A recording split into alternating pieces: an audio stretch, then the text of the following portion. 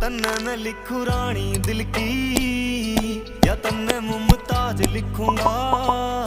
जे लिखने में बैठ गया तने तो पक्का मैं किताब लिखूंगा, तो पक्का मैं किताब लिखूंगा। रे होठा ने गुलाब लिख दूं, रे आँखा ने शराब लिखूंगा। जे लिखने में बैठ गया तने तो पक्का मैं किताब लिखूंगा।